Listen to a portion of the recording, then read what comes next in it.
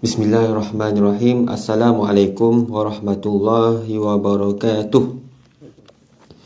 Alhamdulillahirabbil alamin. Nahmaduhu wa nasta'inuhu wa nastaghfiruh. Wa na'udzu billahi min syururi anfusina wa min sayyiati a'malina. May yahdihillahu fala mudhillalah wa may yudhlil fala hadiyalah. Asyhadu an la ilaha illallah wahdahu la syarikalah wa asyhadu anna Muhammadan abduhu wa rasuluh. Rabbi shrah li sadri wa yassir li amri wahlul 'uqdatam min lisani yafqahu qawli. Rabbi yassir wa la tu'sir karim. Bismillah tawakkalna 'ala Allah wa la hawla wa la quwwata illa billahil 'aliyyil 'azim. Allahumma shalli 'ala sayyidina Muhammad wa 'ala alihi wa sahbihi ajma'in. Thumma amma ba'd. Yang berbahagia Datuk Pengerusi Surau KKR, Kementerian Kerja Raya, serta seluruh ahli jawatan kuasa surau, tuan-tuan guru, para alim ulama, para habaib, muslimin muslimat, hadirin hadirat, tidak kira yang bersemuka ataupun yang berada di online, di Facebook. Mudah-mudahan kita semua dalam limpah rahmah dan barakah, insya-Allah. Jadi insya-Allah pada tengah hari yang mulia ini, tuan-tuan, kita akan sambung pengajian kita dalam kitab Faham Faraid yang disusun, yang telah dikarang oleh Tuan Guru Ustaz Helmi Hanis bin Muhammad. Qala muallif hafizallahu ta'ala wa nafa'ana bi ulumihi fid darin amin. Kita sekarang telah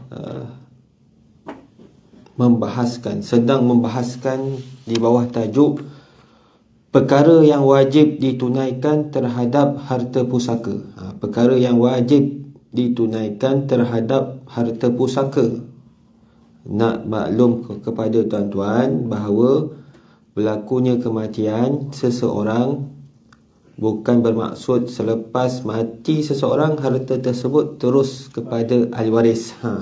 Dia bukan terus kepada ahli waris, terus agih kepada ahli waris, tidak. Tetapi ada perkara-perkara yang wajib ditunaikan terhadap harta pusaka, ataupun dalam istilah Arab dia, dalam kitab Arab disebut al-hukukul muta'alliqah bitirkah.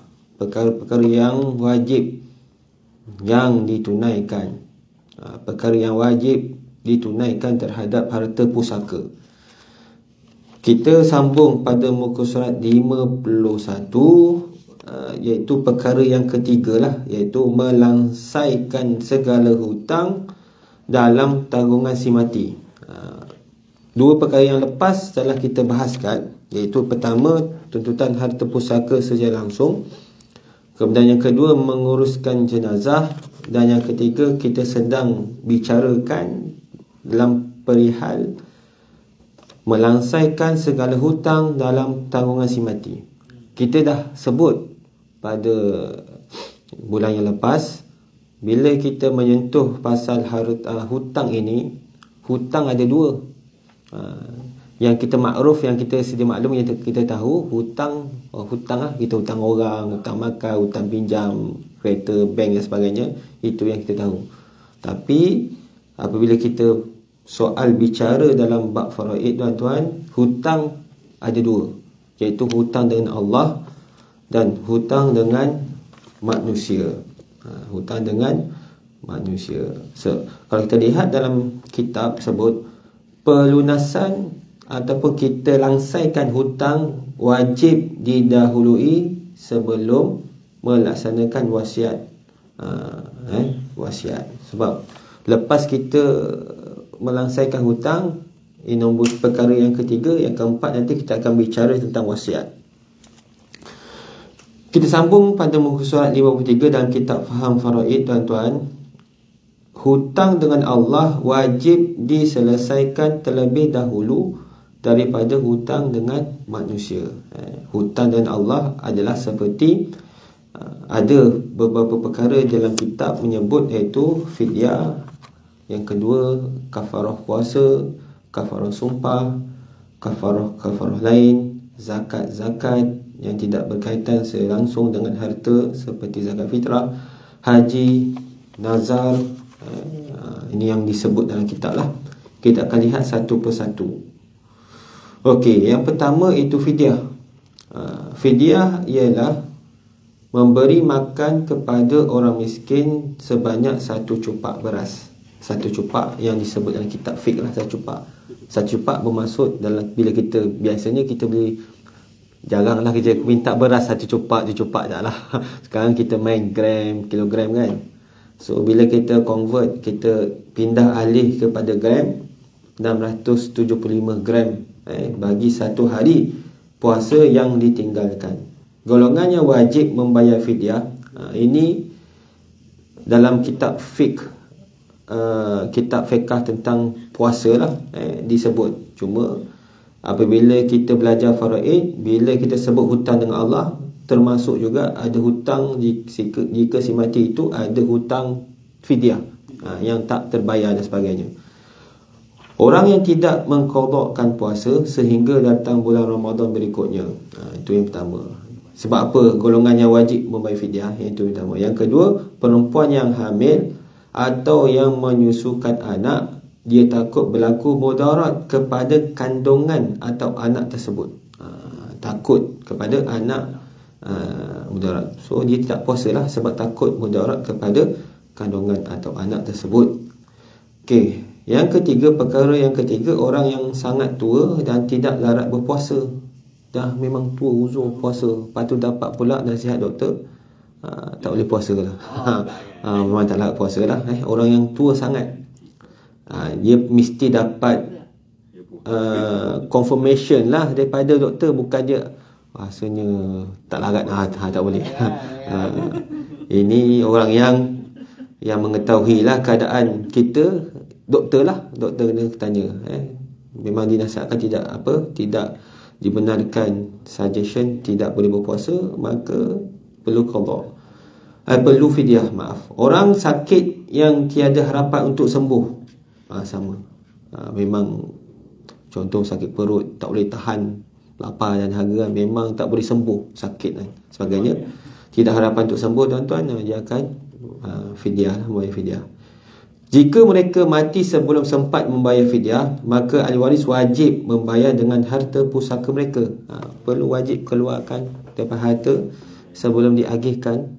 Tahap yang ketiga tu, iaitu membayar hutang dengan Allah, iaitu fidyah yang tidak sempat diselesaikan oleh si mati. Ahli waris wajib mengeluarkan harta tersebut untuk membayar fidyah. Itu perkara yang kedua. Yang ketiga, kafarah puasa. Kafarah puasa ialah benda yang kafarah puasa ialah denda dikenakan kepada lelaki, yang bersetubuh di siang hari pada bulan Ramadan. Bulan Ramadan apabila bulan Ramadan siang ke malam tak masalah, ni dalam time tu. Syahid dan baru kahwin kan. Okey, so dalam masa, kalau malam tak ada masalah. Ini kita dia sedang berpuasa kan, tempoh membuat perkara yang membatalkan, iaitu bersetubuh di siang hari. Kalau kita lihat, kafarahnya ialah pertama, membebaskan seorang hamba yang beriman jika tidak mempunyai hamba. Itu yang pertama, kafarahnya. Yang kedua, berpuasa 2 bulan berturut-turut. 2 bulan berturut-turut 60 hari. Jika dia tidak mampu berpuasa. Yang ketiga, memberi makan kepada 60 orang fakir miskin, iaitu sebanyak secupak beras setiap seorang. Secupak seperti mana yang kita rujuk yang sebelah lah. Secupak kita tak tahu berapa kan. Tak, zaman sekarang tak pakai cupak lah. Convert pada gram lah, iaitu 675 gram. Jadi tuan-tuan, kafarah akan berbilang dengan berulang-ulang hari yang dilakukan persetubuhan pada bulan puasa Ramadan. Apabila seorang lelaki berjimat 3 hari, maka dia wajib 3 kafarah. Tuan-tuan, 3 kafarah. Sekiranya dia meninggal dunia sebelum sempat menunaikan kafarahnya, ahli waris wajib ahli waris wajib memberi makan kepada 60 orang fakir miskin dengan menggunakan harta pusakanya, iaitu harta pusaka si mati. Okey, itu perkara yang kedua. Perkara yang ketiga iaitu kafarah sumpah. Apa maksud kafarah sumpah? Sesiapa yang melanggari sumpahnya, maka dia wajib mengkafarahkannya. Dia boleh memilih antara salah satu daripada 3 pilihan. Yang pertama, membebaskan hamba yang beriman. Yang kedua, memberi makan kepada 10 orang fakir miskin sebanyak secupak ataupun bersamaan dengan 675 gram beras bagi setiap orang. Dan yang ketiga, memberikan pakaian kepada 10 orang fakir miskin dengan pakaian yang biasa dipakai. Jika dia tidak mampu untuk melaksanakan salah satu daripada ketiga perkara ini, dia wajib berpuasa selama 3 hari. Dan jika dia mati dalam keadaan tidak menunaikan kafarahnya, maka ahli warisnya wajib melaksanakannya, sama ada memberi makan ataupun memberi pakaian kepada 10 orang fakir miskin dengan harta pusaka si mati. Itu yang ketiga. Yang keempat, kafarah lain seperti kafarah haji, kafarah nazar, kafarah zihar. Banyak tuan-tuan, ini memang kena buka bab fiqh. Banyak lagi yang perlu kita pelajarilah tuan-tuan. Bila kita sebut dia tentang hutang dengan Allah, melibatkan tentang faraid yang perlu ahli waris tunaikan sebelum diagihkan kepada ahli waris yang berhak, maka perkara-perkara ini yang perlu dilaksanakan. Kemudian zakat, yang kelima, zakat yang tidak berkait secara langsung dengan harta, seperti zakat fitrah. Contohnya kita lihat dalam kitab ini, semasa si mati hidup, ini cerita dia sebelum dia matilah. Yang ni hidup, dia tidak membayar zakat fitrah, sama ada dengan sengaja ataupun tidak. Tidak kira dia lupa dan sebagainya, dia tak pasti dan sebagainya, sengaja atau tidak sengaja, maka ahli warisnya wajib membayar zakat tersebut dengan harta pusaka si mati. Ini zakat-zakat lah. Kemudian seterusnya yang keenam tuan-tuan, iaitu haji. Jika semasa hidupnya dia berkemampuan untuk menunaikan haji, walaupun belum tiba gilirannya untuk menunaikannya. Ialah bila kita sebut pasal haji tuan-tuan, ini memang bila kita sebut haji, duyufur rahman, tetamu Allah. Kadang-kadang orang tak cukup duit, tiba-tiba dipanggil. Ada juga. Ada orang dah lama cukup duit tapi tak dipanggil-panggil. Cukup duit, dah dipanggil, kesihatan pula. Cek medical, tak boleh tak lepas. Jantung lah sebagainya, kencing manis, darah tinggi sebagainya tuan-tuan. Sebab itu, bila kita sebut haji ni, dia tetamu Allah lah. Tetamu Allah yang dijemput. Yang mana kita tahu, dalam haji ni ada satu kita lah, iaitu tabur haji yang menguruskan ataupun mengikut travel haji yang lain. Maka wajib bagi ahli warisnya melaksanakan hajinya, iaitu ini semua orang makruf, semua orang tahu, iaitu badal haji, badal haji dengan harta pusaka si mati. Sebab ada orang tanya, Ustaz, saya dapatlah sikit duit ni, duit saya ni saya nak buat badal haji. Padahal bukan dah agih tu, dia sebenarnya sebelum lagi. Kadang ini biasa kita ketahuan, bila dia dah biasa faham, bila mati je terus dia bedak-bedak, dia dah bagi kepada ahli waris. Kemudian jumpa, Ustaz, saya banyak dapat harta ni, saya ingat saya nak buat haji untuk arwah tak buat lagi haji kan. Dalam hati saya, Allah dah bagi. Sepatutnya perkara ini diambil sebelum diagihkan, dia ambil daripada harta si mati. Itu perkara-perkara yang perlu kita titik beratkanlah tentang haji. Sebab haji tahu kan, bila orang pergi haji ni semua dah buat kenduri lah. Sebab dia bukan sehari je, dia bukan macam zaman Isra Mi'raj ni, pergi kejap sampai balik tak. Okey. suatu tempoh yang lama dan sudah pasti kita anak saudara dan sebagainya, kita tahu arwah tersebut menunaikan haji atau tidak. Okey, seterusnya tuan-tuan, 5-6 ke yang ketujuh iaitu nazar. Nazar ialah mewajibkan diri melakukan ibadah yang tidak diwajibkan oleh syarak secara mutlak, ataupun ibadah yang bergantung kepada perkara yang lain. Contoh kita lihat dalam kitab, tuan-tuan. Si ayah bernazar semasa dia hidup, jika anaknya sembuh dari penyakit, dia akan menyembelih seekor lembu untuk jamuan kesyukuran. Asalnya bila kita nak menyembelih, tuan-tuan, dia sunat. Ataupun dikata haruslah, sebab dia dia menyembelih. Kalau dia buat ketika korban ataupun hari Adha, sunatlah. Ini mungkin tak sebut hari apa Adha, cuma dia sebut menyembelih seekor lembu untuk jamuan kesyukuran. Tapi apabila dikaitkan dengan nazar, apabila nanti anaknya sembuh penyakit apa pun, lepas itu sembuh, dia nak sembelih lembu untuk jamuan kesyukuran, maka anaknya sembuh, tuan-tuan, perkara itu wajib sebab ini nazar. Apabila anak itu telah sembuh, si ayah meninggal dunia serta tidak sempat menunaikan nazarnya itu, maka ahli waris perlu buat apa yang dinazarkan oleh ayahnya, sebab dia wajib, tuan-tuan. Dia wajib, perlu diambil harta daripada harta si mati. Maka wajib bagi ahli waris si ayah melaksanakan nazar tersebut dengan harta ayahnya lah, harta pusaka. Kalau kita lihat huraian lebih lanjut, tuan-tuan, berkenaan hukum hakam, syarat-syarat, rukun-rukun bagi perkara-perkara tersebut boleh dirujuk dalam kitab-kitab fiqh yang mutabar. Kitab-kitab fiqh banyak, tuan-tuan. Kitab fiqh, manhaji, kitab fiqh yang lain, tuan-tuan, ada disebut satu persatu, tuan-tuan. Kalau kita nak kaji satu tu banyak. Tapi cuma kita tahu bahawa apabila berlakunya kematian, bukan harta itu terus direct kepada ahli waris, sebab dia ada tuntutan atau perkara yang wajib yang perlu dilaksanakan. Kalau kita lihat kitab ini, perkara yang ketiga iaitu hutang Allah kena selesaikan.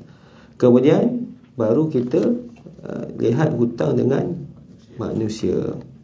Ia ada kaitan dengan kafarah tadi, Ustaz? Ya, baik. Ada kaitan dengan yang di okey ni. Nazar. Yang di dengan yang di kafarah lain. Oh, kafarah lain ni dengan kafarah nazar. Kafarah haji, kafarah nazar, kafarah zihar. Kafarah nazar tu sama dengan yang di.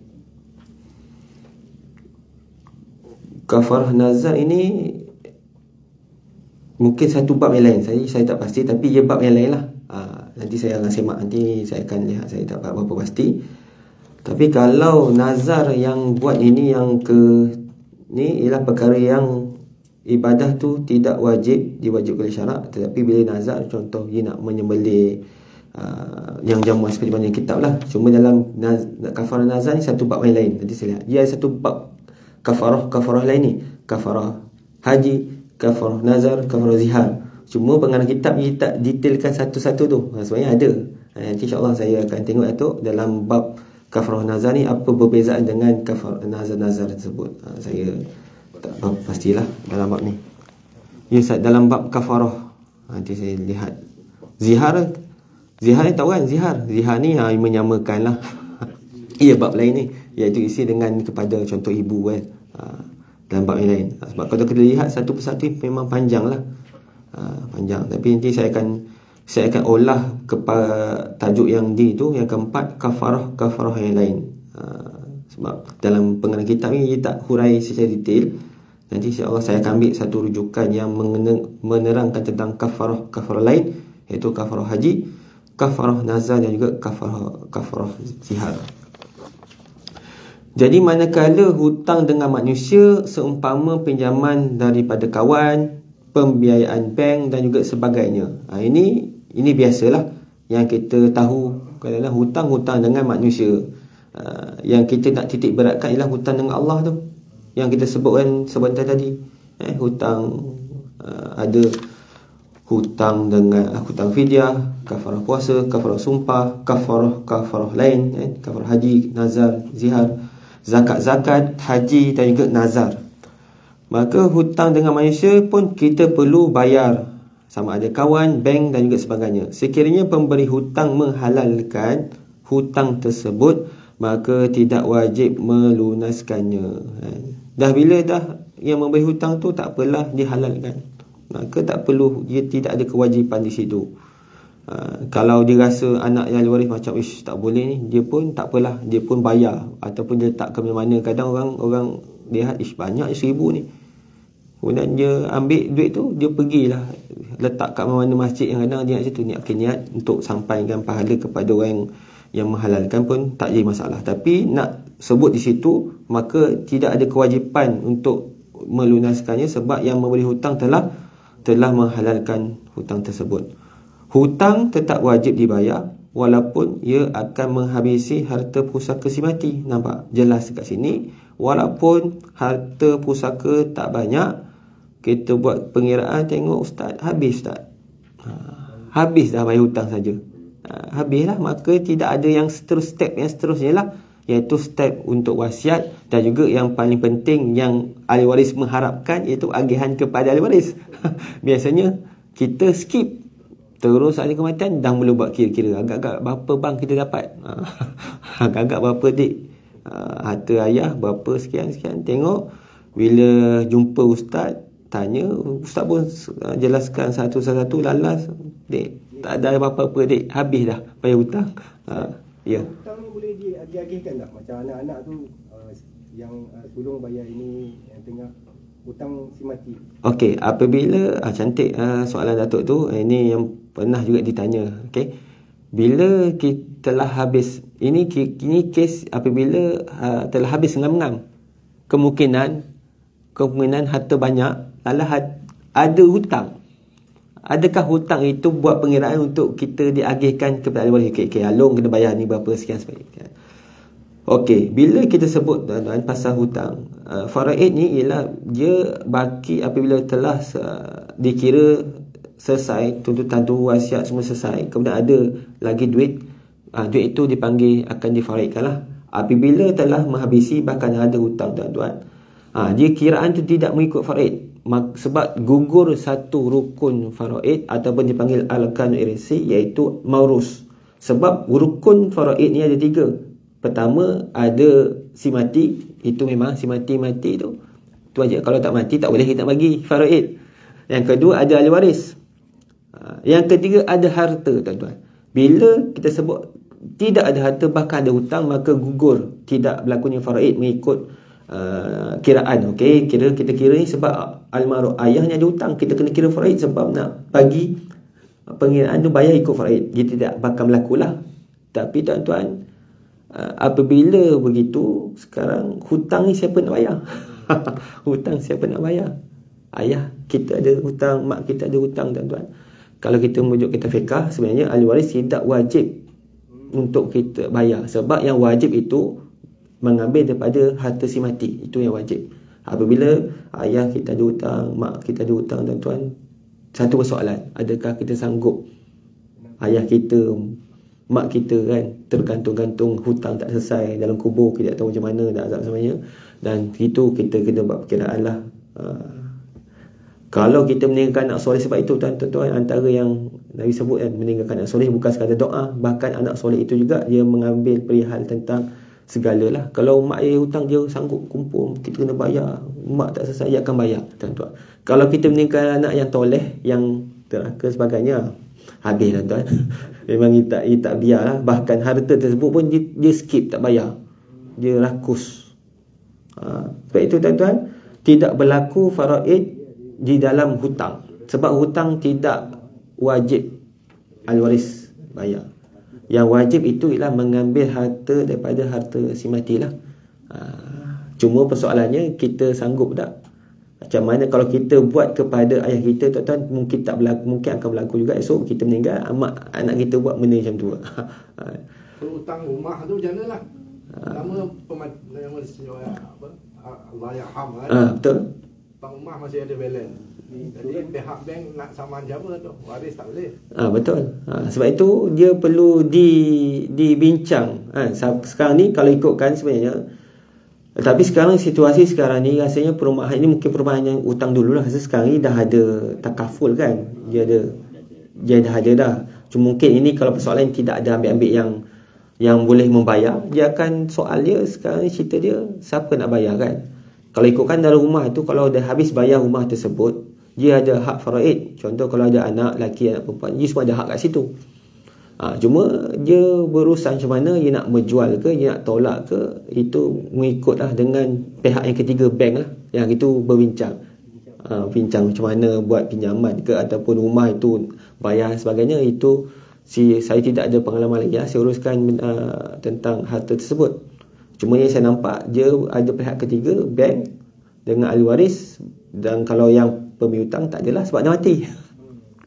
So dia berbincang macam mana nak uruskan. Sebab tak nak perlu diselesaikan lah. Sebab harta tersebut masih lagi atas bank juga simati lah, perlu bincang. Sebab rumah ni memang tidak ada orang cash lah, memang hutang kan. Betul tak? Cuma zaman sekarang ni dah ada itulah MRTT lah, LTT macam-macam. Saya pun tak tahu nak sebut lah. Separuh jadi harta, separuh masih berhutang kan. Sebab itu perlu diselesaikan lah. Sebab separuh-separuh tu maksudnya hutang juga sebenarnya. Tapi tengok nak tunaikan wang ataupun cash yang dia ada, dia tak ambil apa-apa. Contoh dia tak ambil. Sebab itu kadang bila kita sendiri tahu ambil hutang, dan kita tahu mungkin ada keperluan, kita macam okey, kita ambil ni lah, mungkin ambil hibang atau kaful dan sebagainya, untuk kita ambil dana pantas. Sebab kita tahu isteri kita tak kerja, anak kita kecil lagi. Sebab itu kita kena belajar menyeluruh. Kita belajar faraid, kita faham. Kemudian keperluan lain, kita juga mengkaji tentang apa kepentingan. Mungkin di situ ada konsep takaful, hibah, dan kita di situ konsep wasiat. Banyaklah yang perlu kita pelajari. Sebab kalau kita tak belajar, tuan, kita akan meninggal macam mana soalan tuan rasa, macam mana esok? Macam tu akan berlaku.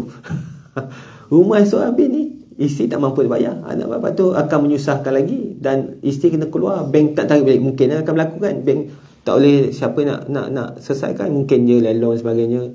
Ikutkan sebenarnya dia ada bahagian ahli waris yang tinggal.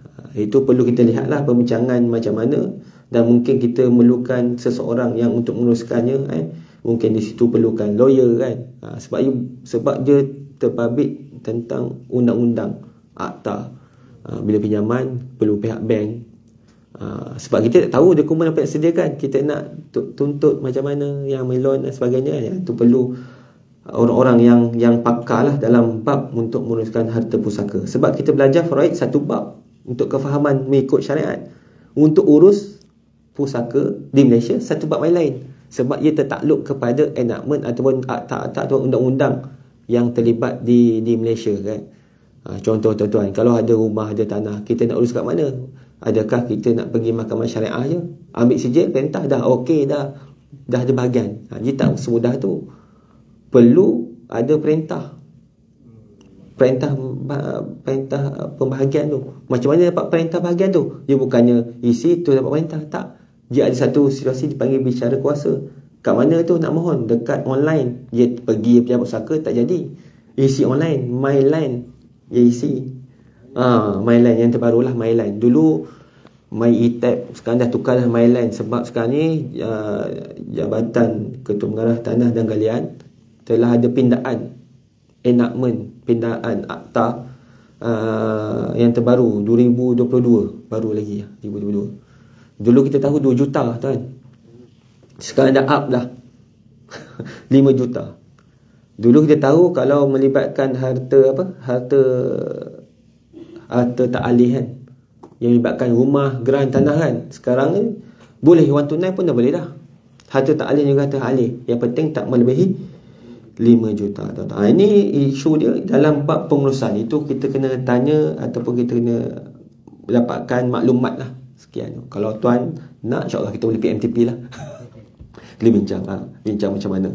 Tapi kita sebut bahawa walaupun hingga menghabisi hutang harta si mati, kalau habis tiba ada lagi hutang tuan-tuan, adakah hutang itu dibayar mengikut faraid? Tidaklah. Tidak sama sekali lah. Cumanya siapa nak bayar, itu boleh berunding sama ada mereka sama-sama nak bincang sama rata ataupun tak apalah, abang bayarlah. Mungkin abang tu banyak duit, dia bayar semua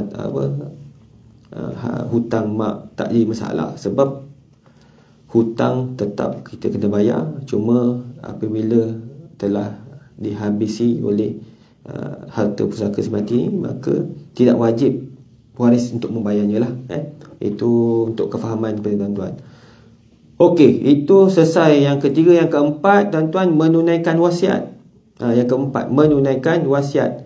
Wasiat dari sudut syarak ialah sedekah hak milik harta yang hanya dilaksanakan selepas kematian. Nampak? Saya highlightkan iaitu pelaksanaannya selepas kematian pewasiat. Hukum berwasiat adalah sunat, tetapi pelaksanaannya adalah wajib selepas kematian pewasiat mengikut syarat-syarat tertentu. Nampak? Kita buat sunat, tetapi apabila berlaku kematian, wajib pelaksanaan wajib selepas kematian pewasiat. Pada permulaan kedatangan Islam, hukum wasiat adalah wajib kepada ibu bapa dan saudara mara. Firman Allah Subhanahu wa taala, A'udzubillahi minasyaitonirrajim. Kutiba alaikum idza hadara ahadakumul mautu in taraka khairanil wasiyatu lil walidaini wal aqrabin bil ma'ruf haqqan 'alal muttaqin. Yang bermaksud, kamu diwajibkan apabila seseorang daripada kamu hampir mati, jika dia ada meninggalkan harta, hendaklah dia membuat wasiat untuk ibu bapa dan kaum kerabat dengan cara yang baik menurut peraturan agama sebagai suatu kewajipan atas orang-orang yang bertakwa dalam surah Al-Baqarah ayat yang ke-180. Tetapi tuan-tuan, kemudian hukum berwasiat bertukar daripada wajib menjadi sunat. Wajib menjadi sunat apabila turunnya ayat-ayat berkenaan hukum faraid. Turunnya hukum faraid tadi kan dia untuk berwasiat kepada ibu bapa. Cuma ayat ini tidak diguna pakai, ataupun kalau kita belajar dalam ilmu ulumul Quran, satu bab iaitu panggil nasih wa mansuh kan. Nasih wa mansuh maksudnya telah dimansuhkan disebabkan adanya turunnya ayat faraid. Maka ibu bapa tidak perlu diwasiatkanlah, sebab dia ada ketetapan yang telah ditetapkan. Kadar dia, bahagiannya telah ditetapkan oleh Allah SWT kan. Kalau kita lihat dalam soal ayat Nisa ayat yang ke-11, bahagian ibu bapa ada. Wali abawahi likulli wahidin minhuma sudusu mimma taraka in kana lahu walad. Bahagian ibu bapa ada. Bahagiannya telah ditetapkan, tak perlulah wasiat. Maka kalau kita lihat baki harta pusaka setelah selesai pembelanjaan pengurusan jenazah dan membayar hutang si mati, seterusnya digunakan untuk melaksanakan wasiat jika si mati ada membuat wasiat. Seperti mana firman Allah kalau kita lihat dalam surah Nisa ayat ke-11, min ba'di wasiyati yusi biha aw dain, iaitu yang bermaksud pembahagian itu ialah sesudah diselesaikan wasiat yang telah diwasiatkan oleh si mati dan sudah dibayar hutangnya, dan surah An-Nisa ayat yang ke-11. Kalau kita lihat tuan-tuan, dalam urutan yang kita bacakan tadi, hutang ketiga kan, kemudian wasiat. Tapi kalau kita lihat dalam ayat ni yang kita sebut ni, wasiat dulu baru hutang. Kalau tuan-tuan tanya lagi, dia ada jawapannya telah dijawab oleh pengarang kitab, iaitu pada muka surat 52 tu. Disebut 52. Pelunasan hutang wajib didahului sebelum melaksanakan wasiat, walaupun pada zahir ayat seperti mana yang saya bacakan tadi, ayat Al-Quran tersebut menunjukkan sebaliknya. Kalau kita lihat kan, wasiat baru hutangan kalau ikut urutan. Cumanya kalau kita belajar bahasa Arab tuan-tuan, dia tak sebut pun wa je au tu atau, dia tidak alat tertib tu salah satu, tapi dikuatkan dengan jawapan yang pengarang kitab sebutlah. Ada dua kan. Yang pertama, dua perkara. Yang pertama, hadis Sayyidina Ali karamawajhah. Sebab apa? Dia sebab melihat hadis, aku telah melihat Rasulullah SAW menunaikan hutang terlebih dahulu sebelum wasiat. Itu yang kata bukti lah. Bukti pertama dia lihat Rasulullah hutang, bayar hutang dulu baru wasiat. Kemudian kalau kita lihat lagi yang kedua, sesungguhnya hutang wajib dibayar walaupun peminjam telah meninggal dunia. Manakala wasiat adalah perbuatan kebajikan yang disunatkan. Oleh itu perkara wajib mesti didahulukan daripada perkara sunat. Hutang tuan-tuan wajib dibayar walaupun peminjam telah meninggal dunia. Manakala wasiat ialah sebab kalau hutang dia hidup ke mati memang dia wajib bayar. Tapi kalau wasiat dia buat sunat tu, dia masih hidup, wasiat tak berlaku.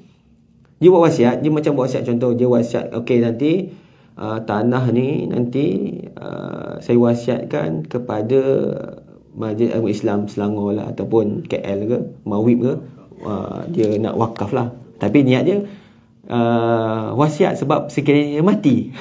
Dia nak wakaf, tapi wakaf dia kaitkan dengan mati. Bila mati, wasiat lah. Wasiat. Tapi masa dia hidup dia tak jatuh pun nampak, sebab dia masih lagi tak berlaku. Pelaksanaannya selepas matinya yang pewasiat tu baru berlaku. Cuma kalau hutang tuan-tuan, hutang dia hidup ke dia mati ke, tetap dia wajib bayar. Hidup tetap bayar. Sebab itu yang dikatakan kalau hutang wajib peminjam bayar. Kalau meninggal dunia lagi lah kena bayar. Manakala wasiat ialah perbuatan kebajikan yang disunatkan. Oleh itu perkara wajib mesti didahulukan daripada perkara sunat. Okey. Kemudian kita tengok tuan-tuan, muka 58, hikmah Allah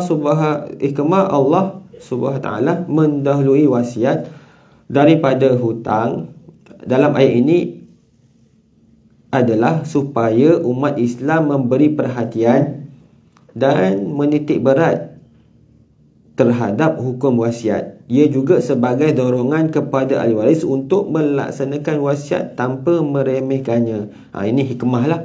Dalam Al-Quran Allah menyebut mim ba'di wasiyati yusi biha aw dain. Allah menyebut dulu tentang wasiat. Sebab apa? Sebab nak beritahu, nak beri perhatian bahawa wasiat ada.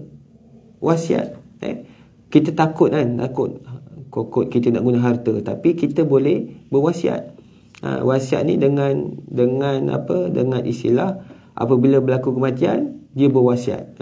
Sebab masa hidup ialah yang paling baik, ialah masa kita hidup kita wakaf. Kita hidup lagi kita ada tanah ni, terus jumpa dia bagi terus. Dia wakaf masih hidup, tapi berat tuan-tuan nak berlaku. Contoh harta banyak, duit banyak dalam bank mungkin kita nak guna, tapi kalau kita gaji bab wakaf dan sebagainya, itu lebih besar lah tuan-tuan. Yang sebaiknya masa kita hidup. Cuma tak mampu lagi, iman kita tak sampai tahap begitu. Kita lihat Nabi lah. Nabi kadang-kadang bila dia jumpa sahabat, kadang terdetik, aku ada harta kat rumah simpan ni, dia terus bergegas balik. Nabi, orang sahabat tanya kenapa, sebab ada harta yang simpan. Nabi dapat harta dia bagi, dapat harta dia tak simpan. Tak simpan kan, dia cukup dia tahu Allah bagi kita rezeki ada. So tabung tu gerak tu tuan-tuan jangan simpan, bagi tu. Dia kelan tuan-tuan. Sama juga online kan, kita ada tulis bank, kita sama-sama kita infak tuan-tuan. Sebab kadang-kadang kita rasa kita berlumba-lumba tengok, hari-hari tengok akaun 10,000, buka akaun 40,000, seronok duit banyak. Tapi itu dalam dunia semata-mata. Esok kita mati, ni kita belajar untuk siapa ni, ahli waris. Rupanya harta kita yang sebenarnya ialah kita yang kita infakkan. Kita belanja kawan kita makan. Hari ni kita belanja kawan kita makan tak? Tak belanja, pergi cek kawan belanja makan. So kemudian kita sedekah, hari ni kita sedekah dan sebagainya. Itu duit amalan. Kita sangka kita hidup dunia ni panjang kan. Kita rasa nak hidup sekarang umur 40, nak lagi mungkin 10-12 tahun. Tapi sebenarnya hidup yang paling lama lagi tuan-tuan ialah di akhirat. Sebenarnya kehidupan lagi lama berbanding dengan kita hidup di dunia tuan-tuan.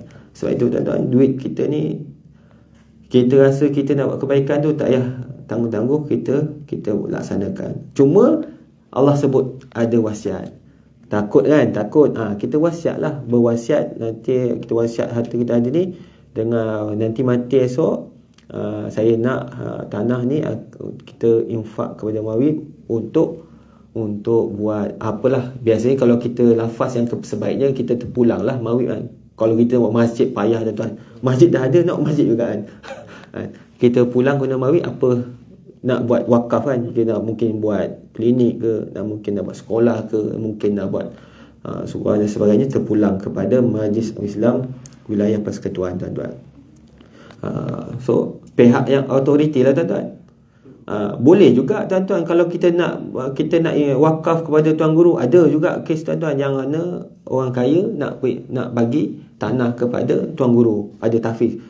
Tengok sebab dia tahu tuan guru tersebut ada tahfiz, tapi tanah tersebut dia bayar sewa. Mungkin ada bangunan dia sewa.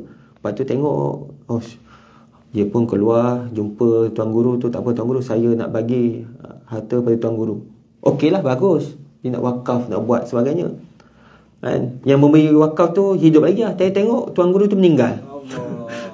Yang beri wakaf hidup lagi tuan-tuan. Dia tahu niat dia nak wakaf supaya digunakan. Lalas anak dia tuntut. Sebab ialah harta dia bagi kan. Sebab orang kata tu bagi. Nama pun nama tuan guru. Bila meninggal, memang harta dia lah. Anak-anak dia habis, parah. Sebab itu kena kita faham niat kita nak wakaf macam mana. Kalau kita kepada individu meninggal, memang dia akan tuntut lah. Kalau ikutkan kertas dia punya termaktub dia, betul lah. Sebab memang milik harta tuan guru. Cuma yang beri wakaf dia tu, kau tahu tak, ini aku bagi kepada ayah kamu ni untuk wakaf, untuk tahfiz tersebut tuan-tuan. Tapi memang benar berlaku, memang ada orang pernah tuntut. Sebab itu tuan-tuan, biarlah kita ada kefahaman nak buat wakaf sebagainya, eloklah kita berurusan dengan pihak autoriti yang mana di Malaysia ni banyak kan. Di Masjid Agung Islam Negeri semua ada. Negeri Sembilan, Selangor, Mawib, Perak, mana tuan-tuan rasa kena, biarlah mereka ni yang pihak yang autoriti lah. Dia pentadbir yang bagus lah, adil dan putih. Dan sebab Majlis Agung Islam ia bukannya individu, dia majlis padan berkanun sebagainya kan. Maka yang lebih supaya apa, supaya kita, hasrat kita yang memberi wasiat tersebut ataupun kita berwakaf berterusan hingga ke akhir hayat dan selama-lamanya lah amal jariah kita. Okey, terkadang ahli waris memandang ringan berkenaan wasiat kerana wasiat itu adalah amal kebajikan si mati yang tiada boleh diganti dengan sesuatu pun. Sebab dia tahu, sebab dia tak ada kait dengan dia pun. Sebab pewasiat buat tu sebab untuk dia punya kebajikan. Bila dia tengok kadang orang menyembunyikan, ada juga tuan. Sebab itu nak buat wasiat juga sama juga tuan-tuan. Di Masjid Agung Islam tuan-tuan ada semua. Dia ada buat wasiat, ataupun ada juga di syarikat-syarikat yang di luar sana pun ada juga. Tapi kalau bagi saya terpulang kepada tuan, sebab saya pun bukan ejen pun, saya takkan menyebut mana-mana wasiat. So, minta maaf lah tuan-tuan kalau saya tak sebut mana syarikat ke syarikat mana, terpulang tuan-tuan boleh jumpa. Tapi bagi saya kat Masjid Islam pun dah ada lah. Pergi ke Mawib, pergi Negeri Sembilan, pergi Selangor ada. Ataupun nak pergi mana-mana syarikat travel dan jual wasiat, boleh lah tanya, tak jadi masalah. Sebab untuk kebajikan, benda itu akan berlaku sebab perkara yang diambil dulu ialah wasiat sebelum agih kepada si mati. Wasiat tu diambil terlebih dahululah. Sebab untuk amal kebajikan si mati yang tidak boleh diganti dengan sesuatu pun. Maka agak sukar bagi mereka untuk menunaikannya. Ialah ahli waris kan. Sebab apa? Kalau ia tunai tuan-tuan, makin kurang lah. Makin kurang lah hartanya. Elok-elok 1 juta tuan-tuan, tengok-tengok 1/3 dah dikeluarkan untuk apa, wasiat. Wasiat untuk amal kebajikan seperti. Kalau kita tuan-tuan anak yang soleh tuan-tuan, kita kadang, sebab ada yang berlaku tuan-tuan, kadang mak ayah tak buat wasiat, kadang ustaz boleh tak saya dah bincang dengan adik semua setuju, kami nak keluar sikit harta juga, mak ayah ni nak buat kebajikan. Itu bagus kalau anak yang soleh, yang nak pahala mak ayah kita berterusan, adalah suatu something yang berterusan tuan-tuan. Tapi nak tak nak kita juga kena fikir, takut kalau kita tinggal anak macam tu, kalau tak kita kena rancang lah kita punya harta sebagai ada yang sesuatu yang boleh yang ditinggalkan untuk amal kebajikan kita yang berterusan. Sekiranya seorang membuat wasiat yang sah di sisi syarak, maka wajib bagi ahli warisnya melaksanakan wasiat tersebut setelah kematiannya. Mereka tidak berhak untuk menghalang pelaksanaannya. Tidak boleh. Tidak boleh. Tidak boleh dan tidak berhak. Wasiat yang sah tertakluk kepada beberapa syarat. Di antaranya ialah, pertama, tidak mewasiatkan harta kepada ahli waris yang berhak. Tidak boleh. Dari hadis an Abi Umamah Al-Bahili qala sami'tu Rasulullah sallallahu alaihi wasallam yaqulu innallaha qad a'ta kulli dhi haqqin haqqahu fala wasiyata lil waris. Rawahu Ahmad wa zadahu fil akhirih illa ay yasha'a warathah. Rawahu Ad-Darul Qutni. Yang bermaksud daripada Abi Umamah Al-Bahili berkata, aku telah mendengar Nabi Muhammad sallallahu alaihi wasallam, sesungguhnya Allah Subhanahu taala telah memberikan kepada orang yang berhak haknya, iaitu faraid.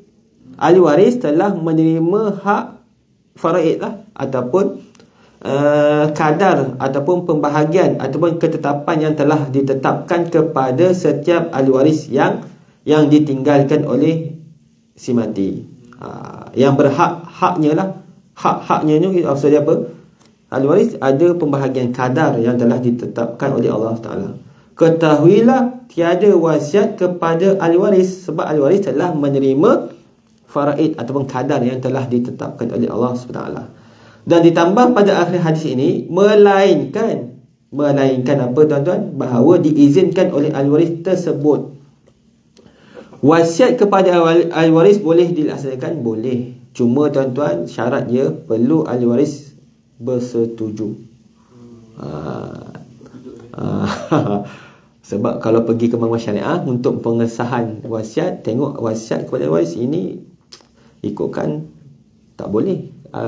Wasiat kepada ahli waris kan, contoh bapa kepada anak kan, sebab bapa kepada anak dah ada kadar faraid. Bila kes tersebut tuan-tuan, perlu mendapat persetujuan kepada ahli waris. Mungkin dia tak belajar faraid, tuan-tuan, dia tak tahu. Yang ditinggalkan anak lelaki. Lepas tu dia pun buat wasiat, dah bayar beribu-riban, mungkin berjutaan, bayar syarikat mana, dia pun okey, bagus, aku terima, ambil. Dia pun tak terangkan lah, biasalah buat sale kan. Kemudian bila dah dapat, dah bayar, anak lelaki seorang, sepatutnya tak buat wasiat pun, sebab harta semua ke anak dia. Lepas tu bila dia pun buat pengesahan, anak pun tak tahu, anak pun jahil juga, jahil murakab namanya. Bahaya, tahu belajar, anak dia tahu, dia pun pergi nak buat pengesahan wasiat. Bila buat wasiat perlu mendapat persetujuan ahli waris. Sama ni saya tak ada pun, saya seorang ahli waris ada. Dah sudah ni memang dia seorang je lah, anak lelaki buat semua. Pengesahan pun bayar juga kan. Dah sudah. So itu tuan-tuan, kita kena belajar faraid tuan-tuan, sebab ada masanya wasiat, ada masanya hibah dan sebagainya. Kita faham je faraid. Kalau dia meninggalkan anak lelaki, tak perlulah. Anak lelaki memang semua harta memang kat dia pun kan, seorang dia kan. Sebab nak minta persetujuan siapa, dah dia seorang. Melainkan kalau adik-beradik lelaki dia ada ramai, 5 orang, wasiat kepada seorang sulung, kemudian dia perlu minta persetujuan semua. Ada lagi 4 orang lagi, sebab ayah wasiat dia seorang je. Okey, rumah ni ayah wasiat kepada Alung, anak ada lagi lain, anak kedua, 3, 4 juga. So dia mengambil hak anak yang lain. Perlu minta persetujuan lah. Kalau setuju, semua jalan. Kalau tak setuju, macam mana? Susah. Maka tuan-tuan, bila kita tanya setuju tak setuju, tuan-tuan, memang payah lah ahli waris ini nak bersetuju. Wasiat kepada waris tidak dibenarkan kerana mereka telah mendapat bahagian melalui faraid. Itu seperti mana kita tahulah. Namun begitu, dalam mazhab Syafi'i, hukum mewasiatkan kepada ahli waris adalah harus, tetapi syarat pelaksanaannya perlu mendapat persetujuan oleh ahli waris selepas kematian pewasiat. Ingat, kena faham, selepas kematian pewasiat. Ini ada juga kes. Ayah dia mungkin dapat tahu, dia belajarlah sikit. Okey, dia tahu wasiat tidak boleh kepada ahli waris. Ayah dia panggil, okey, Along, Angah, Hacik, 3 orang anak, semua lelaki. Okey, Along dapat rumah sekian. Okey, Angah dapat kilang, factory. Factory kan. Macam kita tinggal Abdul pula. Kemudian yang Acik, okey, Acik dapat itulah kereta kan.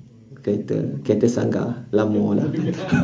So bila berlaku tersebut, Ayah bertanya, setuju tak? Semua setuju. Semua setuju. Adakah persetujuan semasa ayah hidup itu terpakai?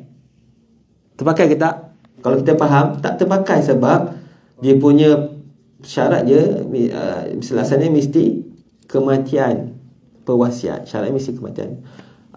Apabila ayah meninggal, tuan-tuan, baru kena tanya balik. Tanya, rasa-rasa siapa yang tak setuju rasanya? Acik tak setuju, dapat kereta kan. Mana maunya.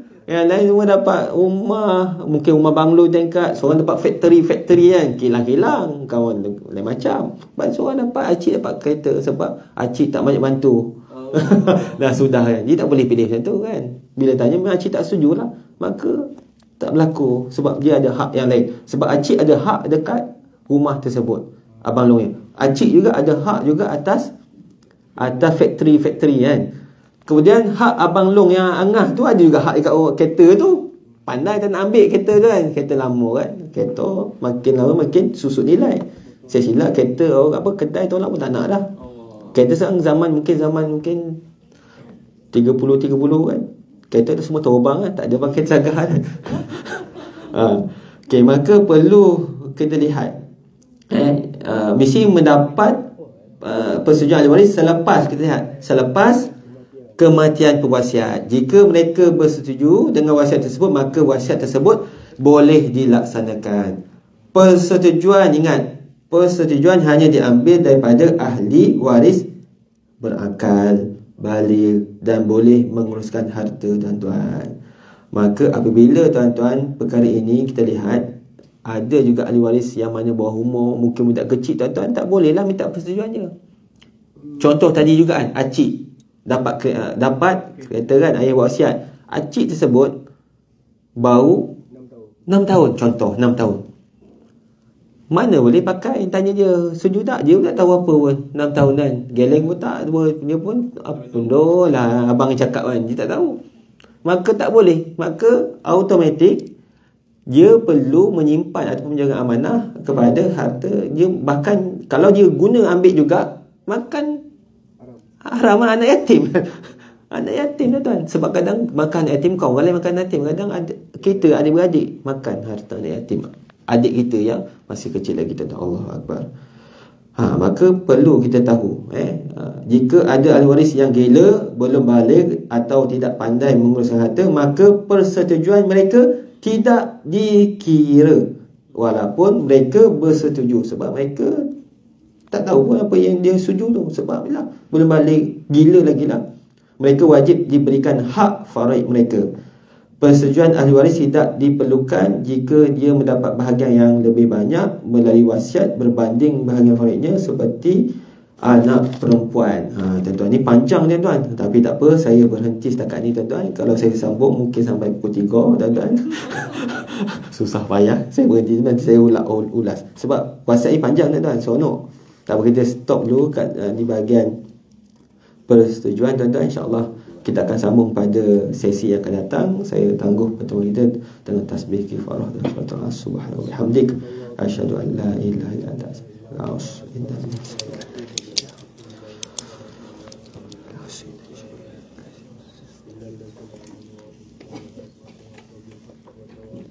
Jadi saya sudahi dengan wabillahi taufik. Assalamualaikum warahmatullahi wabarakatuh.